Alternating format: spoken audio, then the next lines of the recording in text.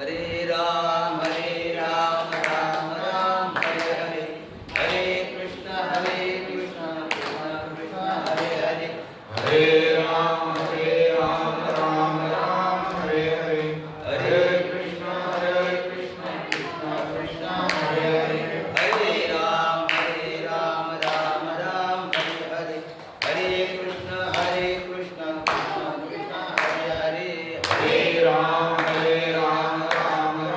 हरे हरे, हरे कृष्ण कृष्ण कृष्ण हरे हरे, हरे राम राम हरे हरे, हरे कृष्ण कृष्ण कृष्ण हरे हरे, हरे राम राम हरे हरे, हरे कृष्ण कृष्ण कृष्ण हरे हरे, श्री ज्ञानदेव तुकाराम पंढरीनाथ भगवान की जय, महावीर ज्ञानेश्वर महाराज की जय, जगद्गुरु तुकाराम महाराज की जय, पवन सुत हनुमान की जय, राधा कृष्ण मैया की जय। अलंकापुरी पुण्यभूमी पवित्र, तेथे नांदतो ज्ञान राजा सुपात्र, दया आठविता महापुण्य राशी, नमस्कार माझा श्री सद्गुरु ज्ञानेश्वरासी। गुरुर्ब्रह्मा गुरुर्विष्णू गुरुर्देवो महेश्वरा, गुरु साक्षात् परब्रह्म तस्मै श्री गुरुवे नमः। कर्पूरगौरं करुणावतारं संसारसारं भुजगेन्द्रहारं सदा वसन्तं हृदयारविन्दं भवं भवामि सहितं नमामि। महायोगपीठे तटे भीमरथ्यां वरं पुण्डरीकाय दातु मुनीन्द्रे, समागततिष्ठन्दमानन्दकन्दं परब्रह्मलिङ्गं भजे पाण्डुरङ्गं। सर्वमङ्गलमाङ्गल्ये शिवे सर्वार्थसाधिके, शरण्यं त्र्यम्बके गौरी नारायणी नमोऽस्तुते। आदिगुरु शंकरा, लागोनी शिष्य परंपरा, बोधाचा हा संसारा झाला जो आमुते। वसुदेवं सुतदेव कंस चाणूरमर्दनं, देवकी परमानंदं कृष्णं वन्दे जगद्गुरु, कृष्णं वन्दे जगद्गुरु।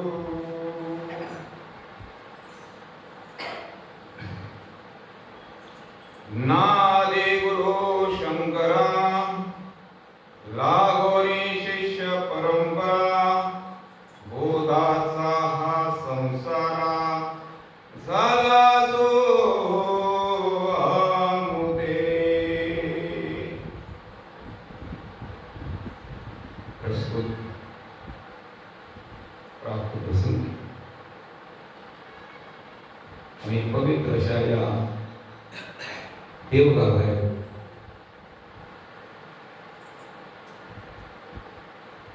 राधाकृष्ण मंदिर ज्ञानोबा तुकोबारायांचा कृपा आशीर्वाद आणि अशा पुण्यभूमी म्हणा, पवित्र स्थळ म्हणा आणि पवित्र असा दिवस या दिवशी महाराजांनी कालच फोन करून सांगितलं की आपल्याला अर्धा घंटा आपल्याला थोडंसं नामस्मरण होईल अशा पद्धतीने. ठीक आहे.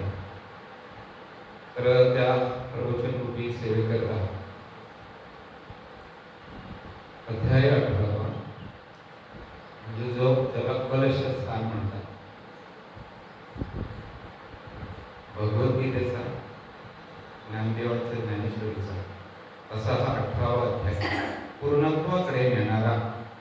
म्हणजे जसं आपला कलेश झाला तसं मंदिर पूर्ण झालं, तसं हा ज्ञानदेवाचा ज्ञानदेवानी पुन्हा आम्हाला नाही का इथपर्यंत आणून पोचवलं.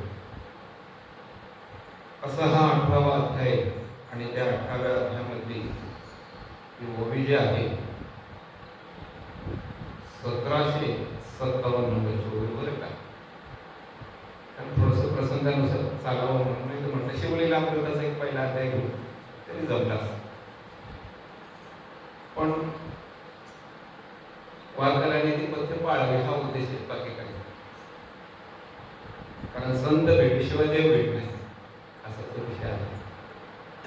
आणि इथं माऊली आम्हाला नाही का अगदी स्पष्ट शब्दात सांगते. काय सांगते?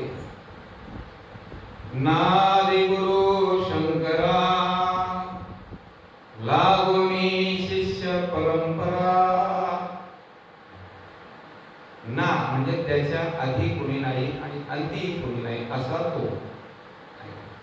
म्हणून आपलं मूळ स्थान जे आहे वारकरी संप्रदायाचं, आदिनाथ गुरु सकळ सिद्धांचा मच्छिंद्र दयाचा मुख्य शिष्य. मच्छिंद्राने बोध गोरक्षास केला, गोरक्ष बोळला गहिनी प्रती. गहिनी प्रसादे निवृत्ती दातार, ज्ञानदेव सार सोजविले. कशावर आलं? शिष्य परंपरा. म्हणजे आपल्या सगळ्यांचा गुरु जो आहे, आपल्या म्हणजे 14 भुवने असतील, अनंत ब्रह्मांडे असतील, या सर्वांचं स्वामी. आणि त्यांनी ही एक शिष्य परंपरा लागू दिल्यावर आपल्याला. म्हणजे शिवगीतेमध्ये त्याचा उल्लेख आला. पार्वती म्हणते का हो तुम्ही एवढी तुम्ही तर विश्वाचे देवाचे देव, मग तुम्ही पूजा करता कोणाची? किंवा पार्वतीला ती गीता सांगितलं बरं, तिचं नाव शिवगीता. कोणाला सांगितली? पार्वती मातेला. आणि असा हा गोड दिवस, या गोड दिवसाचं महात्म्य आपण काय सांगणार? त्याचं वर्णन तोच करू शकतो बरं का. म्हणून शिवलीला अमृतामध्ये आपण सगळं ते पुराण, शिवपुराण असेल, शिवलीलामृत, शिवानी केलेल्या लीलांचं वर्णन आलेलं आहे. कशा पद्धतीने केलं तर काल होते अनेक कथा. आणि असा या पवित्र दिनी महाशिवरात्र, आता ते ऍक्च्युअल आपण रात्र जागवायची असते, लक्षात येते का? काय बोलतो? रात्रभर झोपायचंच नाही, कारण त्यावेळेला शिवपार्वतीचं भ्रमण असतं. कोण माझी पूजा करतो मला बघू देते खरी. आणि म्हणून कारण तो एका जागेवर थांबतच नाही, सतत भ्रमण असते. शिवपार्वती सुद्धा आजचा दिवस म्हणजे शिवपार्वतीच्या लग्नाचा दिवस.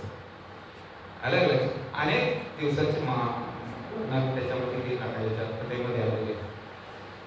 असा हा गोड दिवसाचे हे प्रवचन पुष्प माझ्या वाट्याला आलं. मज पामर असं काय हे आपली काही पात्रता नाही, पण त्याचं वर्णन काय सांगणार? त्याचा तोच जाणं. लक्षात येते का आपल्या? त्याचा तोच जाणू शकतो, आपण काही करू शकत नाही. आता समजा वाशिमची माहिती तुम्ही देऊ शकता, लक्षात आलं का? घरून करायची माहिती इथले स्थानिक आहेत तेच देऊ शकते, बाहेरचा माणूस देऊ शकेल का? इतर राज्यातून कोणी आला तर काय घरातली माहिती किंवा त्या माणसाची काय माहिती देणार? कसं हे आहे? हे ज्यांनी लिहिलेलं आहे, ज्यांचं वर्णन आहे, त्याची माहिती तोच आला तरच देऊ शकतो. म्हणून 700 श्लोकाची गीता, लक्षात आलं?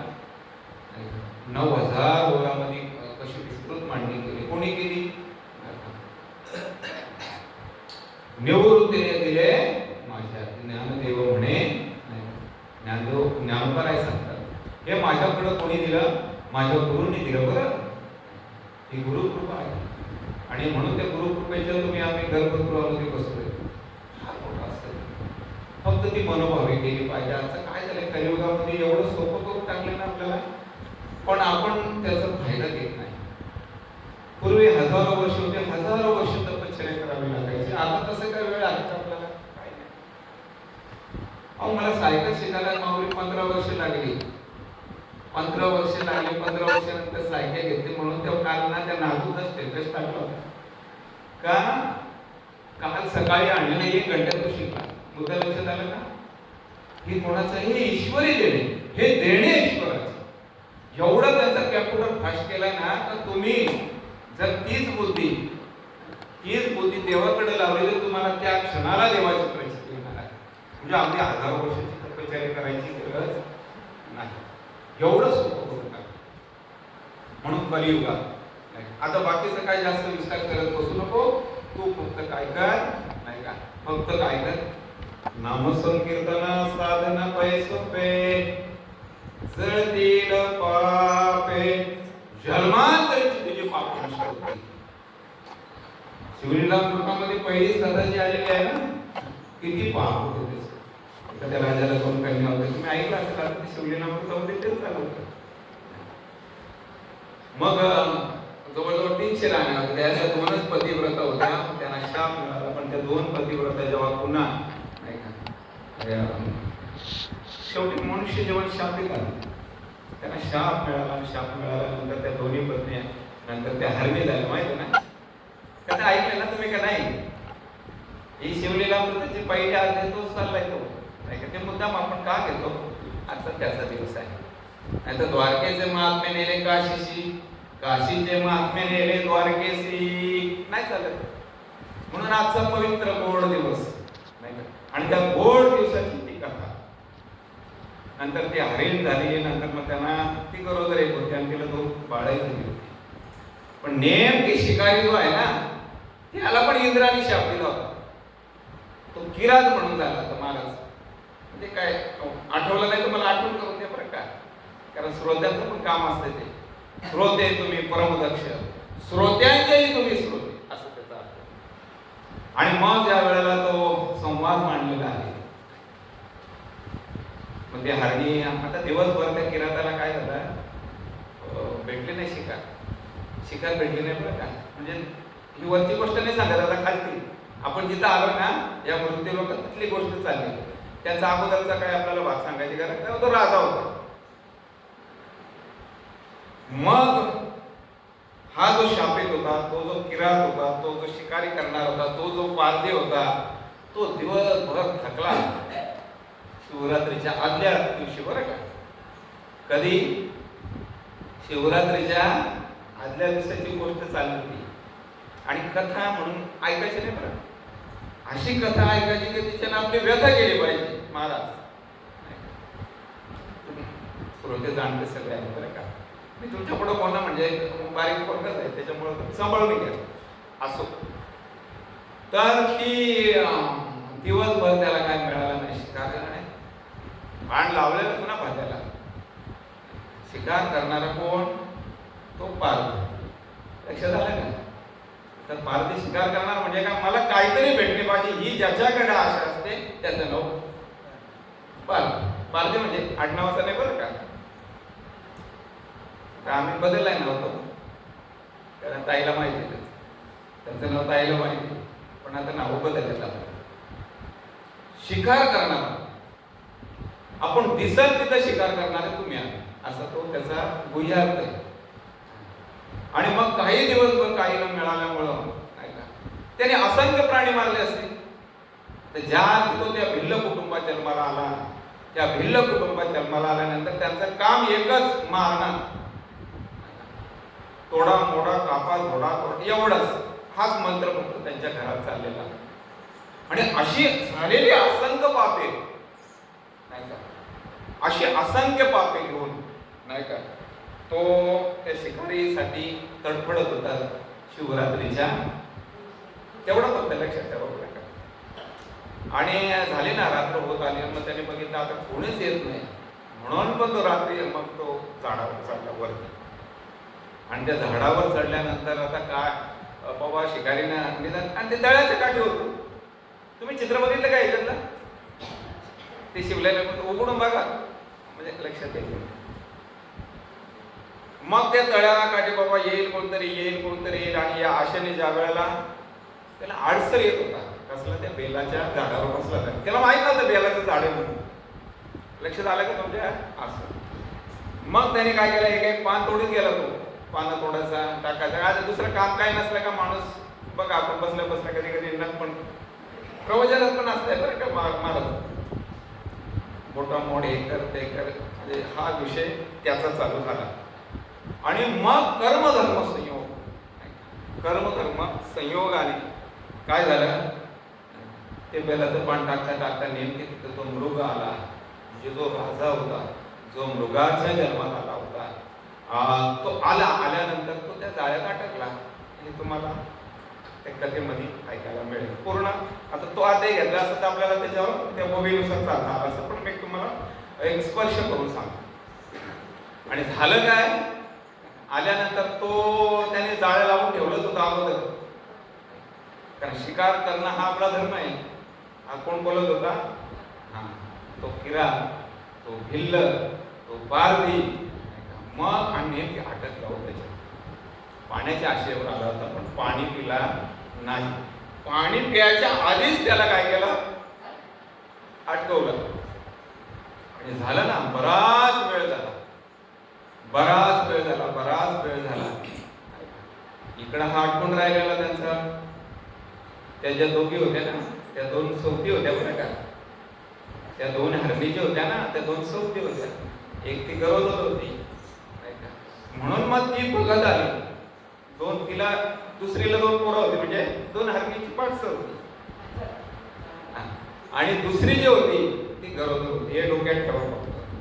झालं काय जेव्हा ती त्याच्या शोधात येता इथपर्यंत आली पण तत्पूर्वी यांनी नकळत केलेली सेवा कर्मधर्म संयोग का त्या ठिकाणावर तिथं पिंडीची स्थापना होती त्याला पण माहिती नाही. आणि नकळत त्याच्याकडनं तर पुण्यकर्म घडत गेलं नकळत जाणीवेतून केलं असतं तर किती पुण्य घडलं असं. आज तुमचं आमचं अहोभाग्य काय माहितीये का आपल्याला जाणीवेतून जाणीव देणारे संत भेटले आणि म्हणून जाणीवेतून आपण करतोय. कथेमध्ये एवढंच सांगायचं आहे नकळत झालेली पूजा सुद्धा देव स्वीकारतो.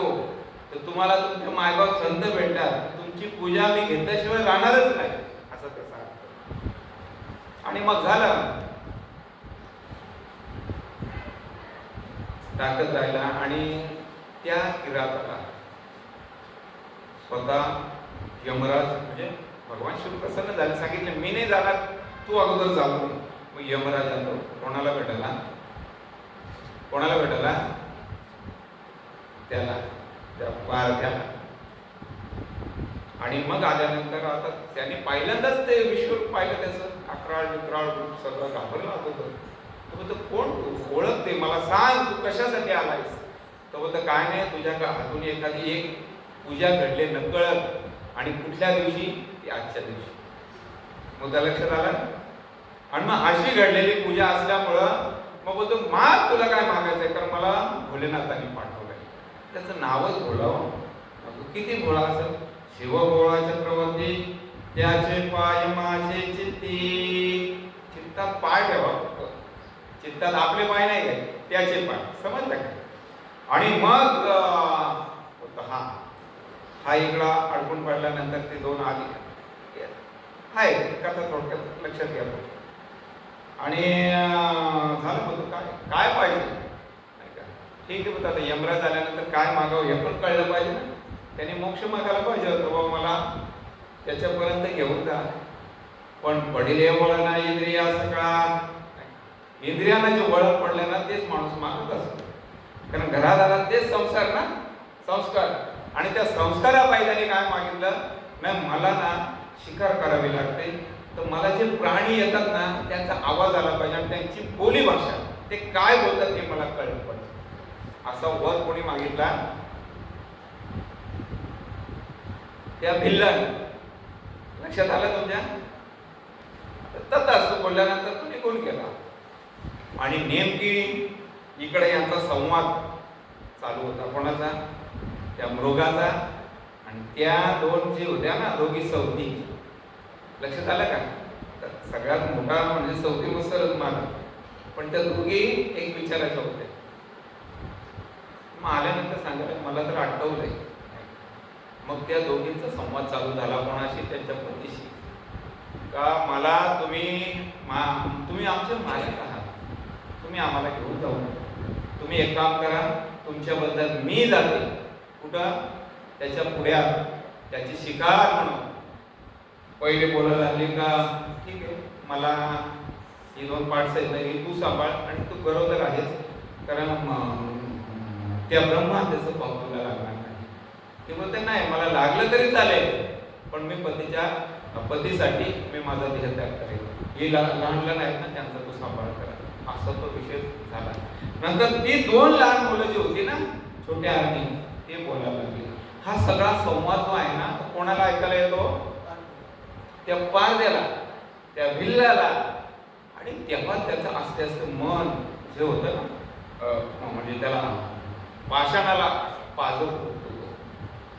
अरे माझ्यासाठी ही एवढी जंगलात असताना सुद्धा हा पतिव्रताचं धर्माचं आचरण यांचं चालू आहे, यांच्या मनात काय चाललंय ते मला ऐकायला येते. नंतर ती लहान लहान पोकरं आहेत ना, ते बोलतात नाही तुम्ही कोणीच जाऊ नका, आम्ही दोघं जातो. लक्षात येते? याला काय म्हणतात? त्या नाही का? जोपर्यंत त्या घडत नाही, त्या घडल्याशिवाय देवाची भेट होत नाही. एवढं लक्षात ठेवा. कारण आपली माया आहे ना, माया सुटत नाही. आणि ती माया न सुटल्यामुळे ह्या सगळ्या अडचणी आपल्याला येतात. आणि मग ज्या वेळेला पाहिलं त्यांनी, नाही बाबा आता काय, आता यांची शिकार करणं उचित नाही. मग त्या वेळेला ते दिव्य लोकांचं दिव्य विमान आलं आणि त्या विमानाने काय केलं, ठीक आहे चल, आणि मग त्याला ते घेऊन गेले. नंतर पुन्हा दुसऱ्यांदा विमान आलं, मग यांना पण घेऊन गेले. कोणाला? हे जे होते ना हरणं वगैरे, अगदी द्या सकट त्यांना घेऊन गेले. मला मुद्दा एवढंच सांगायचं आहे, हे का घडलं? नकळत महाशिवरात्रीच्या दिवशी त्यांच्या हातून ती भक्ती घडली म्हणून. लक्षात आलं का? आजचा हा पवित्र दिवस. आणि लग्नाची कथा तर तुम्ही ऐकलेलीच असेल. त्या लग्नामध्ये किती कठीण प्रसंग आले त्या लग्नाच्या वेळेला सुद्धा, नाही का? आता ते हिमकन्या नाही का, हिमकन्या होती बरं का, आणि तिच्या आईचं नाव होतं मैना होती ना, मैनाचं मला वाटतं. ती पण सुंदर, पण तिला नारद मुनीने सांगितलं होतं की तुला सगळा विश्वाचा जो मुख्य मालक आहे ना त्याच्याशी तुझा विवाह होणार आहे, फक्त तू काय कर, तपश्चर्या कर. अनेक हजारो वर्ष तपश्चर्या केली. तपश्चर्येतून काय केलं झालं. आणि त्यावेळेला मला वाटतं तारकासुर माजला होता. आणि ह्या दोघांचं लग्न होणं फार गरजेचं होतं, कारण जोपर्यंत होत नाही तोपर्यंत कार्तिक स्वामी जन्माला येणार नव्हता. अशी ती कथा बरीच लांबच आहे, फक्त आपल्याला तोंडीला होतं घ्यायची. आणि झालं सगळं देवलोक वगैरे सगळं. पण जेव्हा भगवान शिव ज्या वेळेला वराड निघाला, तो वराड तुम्हाला आम्हाला सगळ्यांना माहिती आहे. अख्खी दुधा पुढं, वेताळ पुढं, ते सगळेच फार वाचत नाचत गाचत सगळं त्या टायमाला, म्हणजे तो गजरच वेगळा. आणि तिथून चालायचं नाचाची पद्धत आहे मला, असं मी एक महाराजांच्या तोंडून ऐकलं होतं, मला काय माहित नाही. पण आता पण तीच गती, लग्नाच्या पुढं बरातीत नाचत असत. नाचू दे, आता काय फॅशन झाले त्याच्यामुळे आपण काय बोलू शकत नाही. तर ज्या वेळेला सगळं गेले त्यावेळेला पाहत काय महिनावधी बोलायला लागले, अरे हे काय आता साधा घोड्यावर पण नाही, बैलावर आलाय. लक्षात आलं ना? बैलावर आलं तर माझ्या पोरीला कसं सांभाळणार? आणि ते सगळं लावलेलं ना, सगळं राख कसली आपली. उज्जैनला गेले तर तुम्ही? उज्जैनला गेले तुम्ही?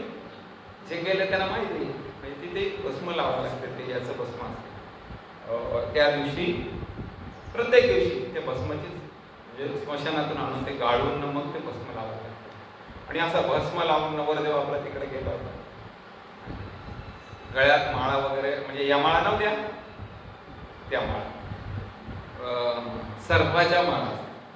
आणि अशा सर्पाच्या माळा घालून गेल्यानंतर सासूबाईला ते कसं टेन्शन आला काय, ह्या फार माझ्या पोरीला कसं सांभाळेल. मग पण पार्वती मातेला पूर्ण खात्री होती आणि शाश्वती होती का हा दिसायला असा आहे पण तो बारीक. लक्षात आलं का? मनातून वरलं होतं ते.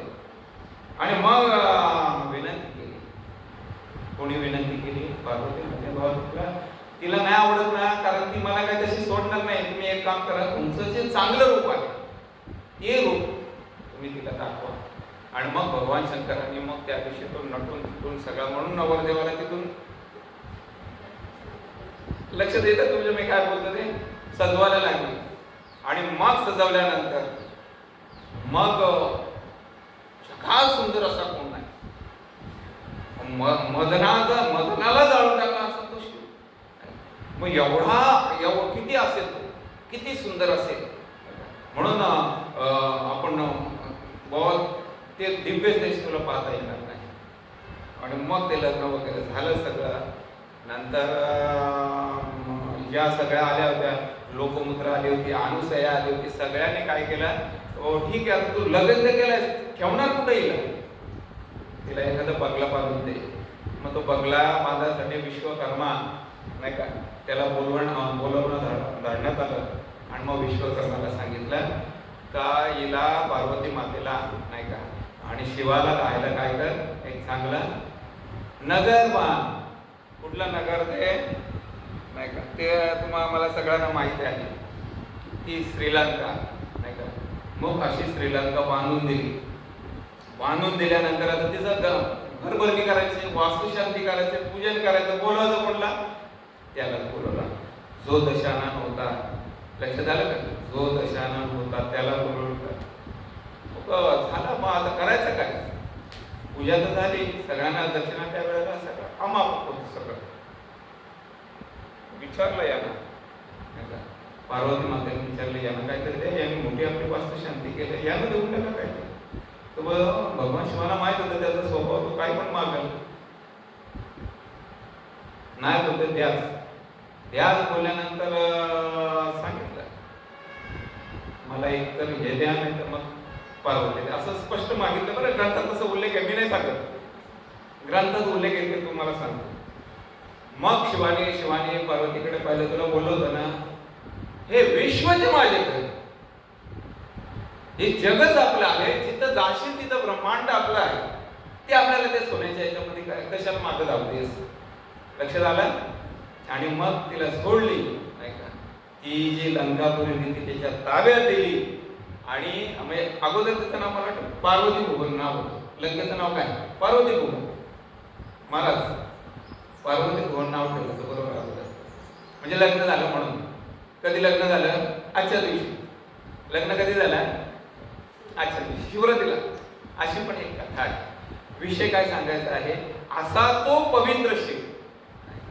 म्हणून मग ते देव पंचायतनामध्ये त्यांनी सांगितलं का आपण काय करा, तर हे सगळं करत राहा, भारत भ्रमण करत राहा, हे विश्व आपलं आहे, याच्याशिवाय आपल्याला सुख समाधान होणार नाही. म्हणून माझ्या ज्ञानोबराने सुद्धा तेच मागितलं. कसं आहे, आता विश्वात्मके देवे येणे वाद्यज्ञ तोषावे, तोषोनी मद द्यावे पसाय. काय विश्वासासाठी प्रार्थना, तशीच माझ्या त्या शिवाची प्रार्थना आहे.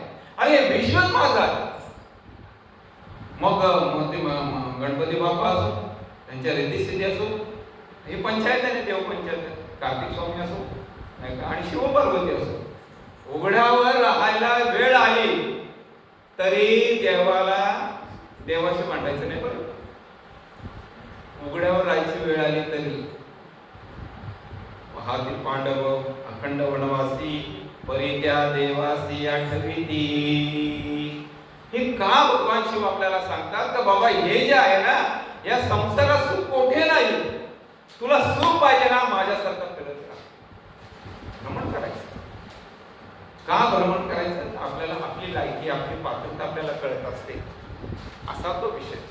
आणि म्हणून मग भगवान शिवाने काय केलं पार्वतीला, आणि नेमके मग सुरुवात आपली जी झाली की बाबा तुम्ही कुठल्या देवाचं भजन पूजन करता, मग ती शिवगीता सांगितली गेली. एक शिष्य एक भक्त, एक शिष्य एक गुरु, अशी परंपरा चालू झाली. मग त्या परंपरेनुसार पाहिलं तो प्रसार होत नाही. म्हणून माझ्या ज्ञानोबा रायांनी थांबवलंय. कोणाला थांबवलंय? निवृत्ती दादाला थांबवलं. कशावर आलं पुन्हा आता? आदिनाथ गुरु सकळ सिद्धांचा आदी गुरु आहे.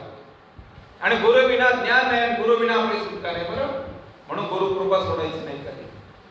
असा तो माझा भगवान शिव आणि ती पार्वती, त्यांचं हे पूजन नाही का अगदी आपण सहज भोळ्या भावनेतून केलं ना तरी तो प्रसन्न होतो. देवाला माझ्या विठोबाला तर विठोबाने त्याच्या डोक्यावर घेतलंय.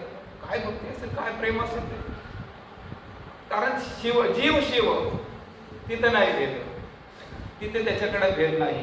बरं, आणखी तुम्ही मनापासून काही द्या. पत्रम पुष्पम फलम तोयम यथा गच्छते सागरम.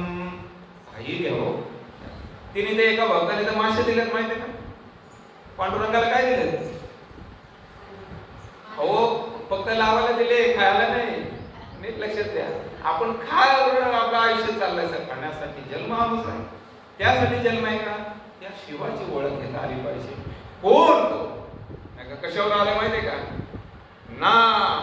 ना आदी गुरु शंकरा, त्याच्या आधी कोणीच नाही. जन्मय होते सर्वात नाही. येते कोटेच काय? कानवा तेरे ते. हे सगळं त्याचं निर्माण केलेलं आहे. त्याला एकट्याला कर्मच नव्हतं म्हणून त्याने ते विश्वाची निर्मिती केली. लक्षात आलं का? मग कोण त्याला विष्णू म्हणतो, कोण त्याला भगवान शिव म्हणतो. हा जो शिव दाखवलाय, हा शिव जो आहे ना, तो शिव तो तुमचा मला भक्ती करता यावी म्हणून नीट व्यवस्थित ऐका बरं का. नाही तर पुन्हा प्रश्न येतो, मग भगवान शिवाच्या आणि पार्वतीच्या लग्नाला होतो कोण? तर गणपती शिवपूजा नाही, मग तो सदाशिव कोण? माऊ, असा तो एक प्रश्न आलाय. म्हणजे त्या गुरुगीतेमध्ये ना तो शब्दाला फार त्याच्यावर केस पडलाय. त्याच्यावर कोण तो? कोण तो? तोच तो आहे ना गुरु ना आदि गुरु शंकरा. माझ्या ज्ञानोबाराने स्पष्ट सांगितलं, गीतेमध्ये पण स्पष्ट सांगितलं. तो आहे तरी कुठं? पिंड आणि पिंड. लक्षात आलं? आपण काय म्हणतो दाव्याला? काय शब्द आहे? 10 पिंड. ज्ञानेंद्रिय असते, कर्मेंद्रिय असते, ज्ञानेंद्रिय कर्मेंद्रिय असते. ते पिंड, तो पिंड ज्याचा होता त्या पिंडीला द्यायचंय, म्हणजे त्याला अर्पण करायचंय. लक्षात आलं का? नीट लक्षात आहे बरं का? थोडासा कंटाळा येईल तुम्हाला, पण तो फार महत्वाचा भाग आहे. आपला देहच नाही, त्याच्यामुळे आपल्याला तो अधिकार आपला नाही. मग त्याने ही पिंड आपलं प्रतिकात्मक रूप म्हणून दिलं. म्हणून असा तो सदाशिवाचा अवतार. काय? निवृत्ती माझा दाता. लक्षात आलं का? तेच आपल्याला कळत नाही, म्हणून संत परंपरा पुन्हा पुन्हा आपल्याला समजून सांगण्यासाठी येत असते. म्हणून एक ग्रंथ तुमच्या आमच्यासाठी ठेवलं. हो, हे कळावं, कळलं पाहिजे. मग हे सर्व करत असताना म्हणजे एक शिष्य, एक परंपरा जी आहे ती मग बहुजनांचं काय किंवा या मानव जातीचं काय, यांना कधी ओळख होईल? कारण दिवसेंदिवस आयुष्य कमी होत चाललंय. एक शिष्य एक, म्हणून एक ब्रह्मा, एक विष्णूचा अवतार, एक शिवाचा अवतार. एक विष्णूचा अवतार, एक शिवाचा अवतार. आता संत ज्ञानेश्वर ज्ञानोबा आहे विष्णूचा अवतार, पण त्यांचे गुरु लक्षात आलं भगवान शिवाचे अवतार. या सगळ्या जोड्या आहेत बरं का, ते आपल्याला कळत नाही. फक्त आपण ज्या वेळेला त्याचा आतून अभ्यास करू त्या वेळेला बाबा त्यांच्यात भेदच नाही. शिवा रामा नाही भेद. पण माझ्या नरहरी महाराजांना ते सुरुवातीला नाही कळलं. म्हणून तो बोलला तिथे मी नाही जाणार कमरेचा माप घ्यायला, कारण मी शिव बघतोय. म्हणून माझ्या विठोबाने सांगितलं का बाबा तू डोळं मिटल, तू मला लागला तर बघू नकोस. मग नंतर ज्या वेळेला 4-5 टाइम झाला त्या वेळेला त्याने ती कंबरपट्टा साखळी बनवली आणि मग पाहतो तर काय ते विश्व बाबा तो आणि तो एकच आहे. म्हणून एक शिष्य एक परंपरा ही चालत आली कुठपर्यंत चालत आली? गहिनीनाथापासून निवृत्ती दादापर्यंत आहे. मग निवृत्ती दादाने विचार केला, अरे निवृत्ती दादांना त्या वेळेला तो प्रसंग सगळ्यांना माहिती आहे की बाबा जनमानसात किती लोकांचे हात चालले, किती लोक आहारी गेल्यात अज्ञानाच्या. मग यांचं अज्ञान काढलं पाहिजे. आणि मग या अज्ञान काय आहे? काय अज्ञान आहे? शिवशिवीचा खेळ होता त्यावेळेला सगळा. त्यांना वाळी टाकलं म्हणजे शिवशिवीचाच खेळ ना. साधं खापर नाही दिलं म्हणजे शिवाशिवीचाच खेळ का नाही तो. ही संन्याशाची पोरं म्हणून किती टोचून बोलले, किती आयुष्य त्यांनी खर्च केले. ते रडले नाही, ते तुमच्या आमच्यासाठी लढले बरं का. नाही का? हा कसला भेद करून बसला.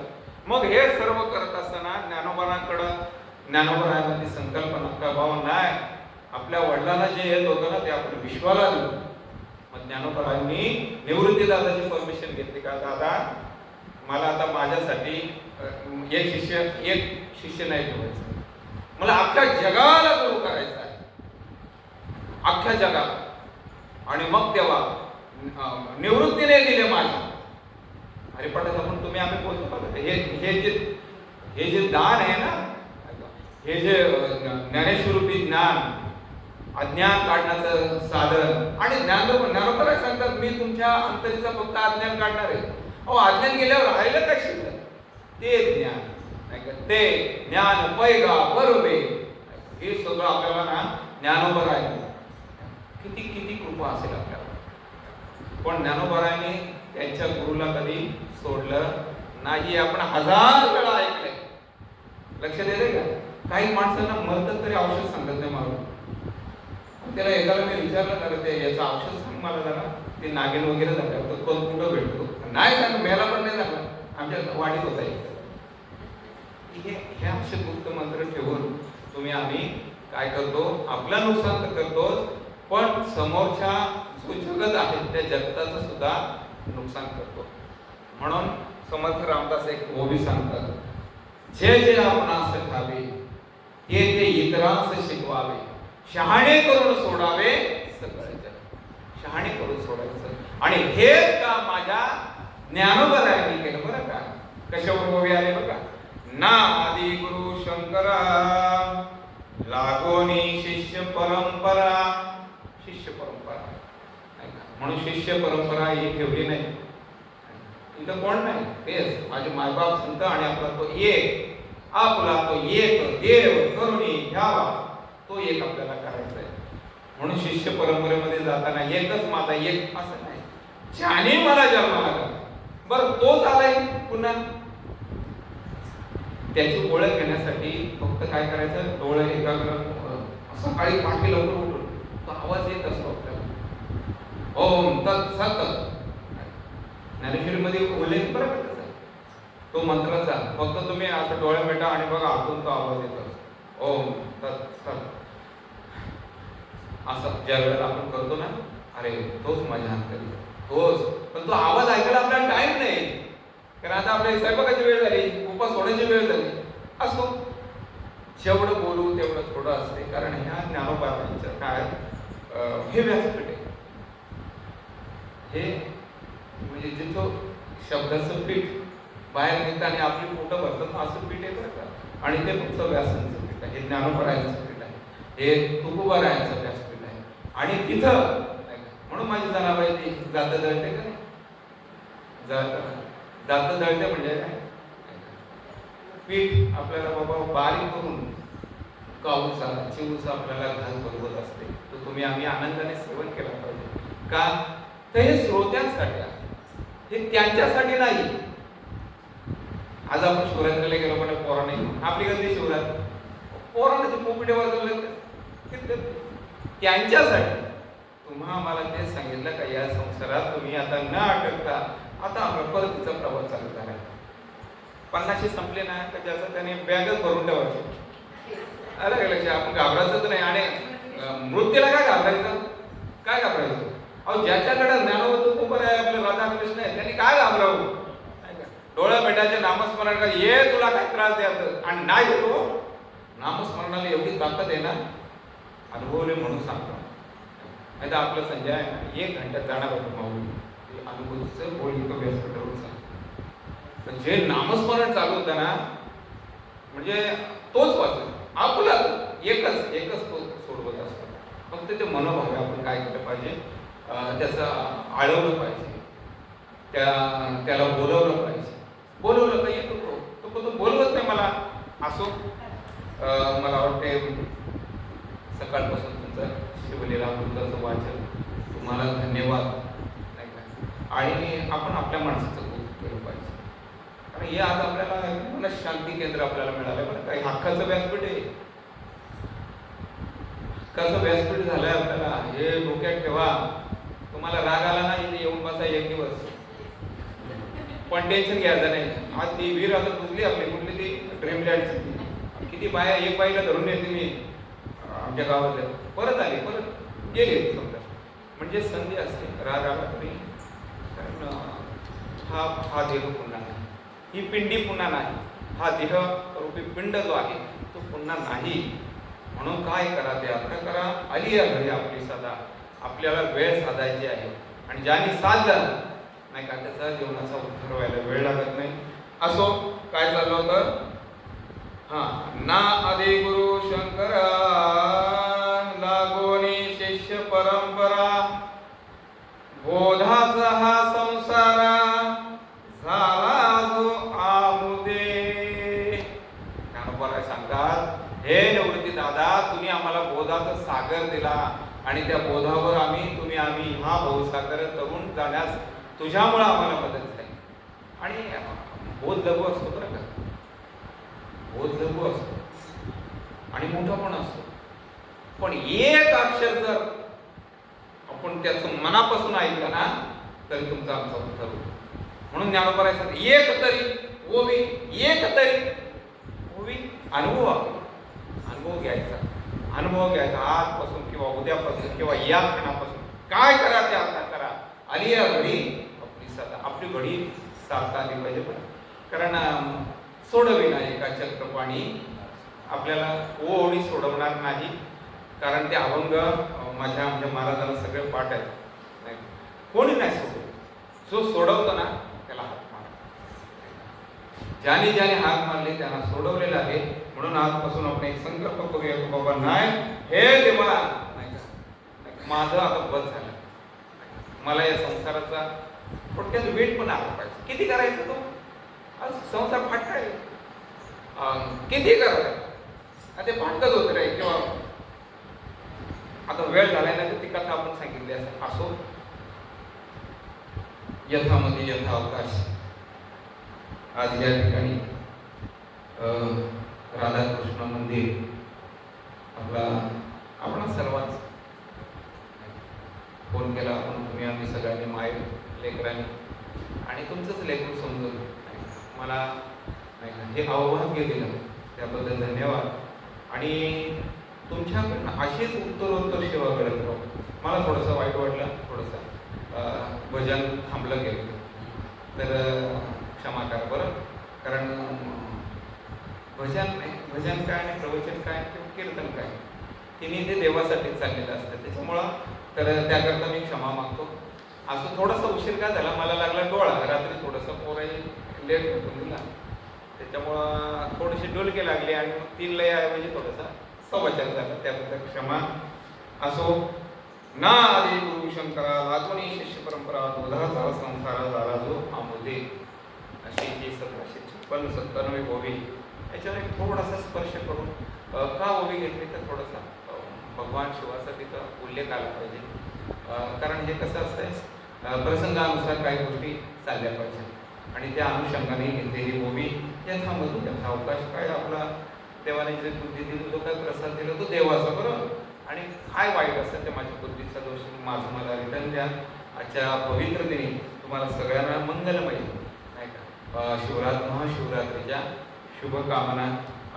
पुढं आपलं आयुष्य अशाच पद्धतीने श्रवण मनन चिंतन कीर्तन प्रवचन भजनात आपला वेळ जाऊ आणि तुमच्या हातून किंवा तुमच्या पायातून हे संपूर्ण भारत भ्रमण घडून तुम्हाला देवाचं दर्शन होतं. आणि देवाचं दर्शन होतं लास्टला, या माझं दर्शन होतं म्हणजे देवाचं नाही होणार का, चालेल का नाही. ते आपण बोलतो ना ते 2 काळे आले ना मग तो रेड्यावर, त्याचं होणार मग त्याचं काय होणार नाही का. पण ते चिंतन करा, सराव करा, अभ्यास रोज केला का ते परीक्षेला सोपं जात आहे. तसा हा रोजचा अभ्यास चालू ठेवा. असो सगळ्यांच्या चरणाला नतमस्तक होऊन सेवेला स्वल्पविराम कुंडली श्री ज्ञानदेव तुकाराम पंढरीनाथ भगवान की जय. महावीर ज्ञानेश्वर महाराज की जय. जगद्गुरु तुकाराम महाराज की जय. पवन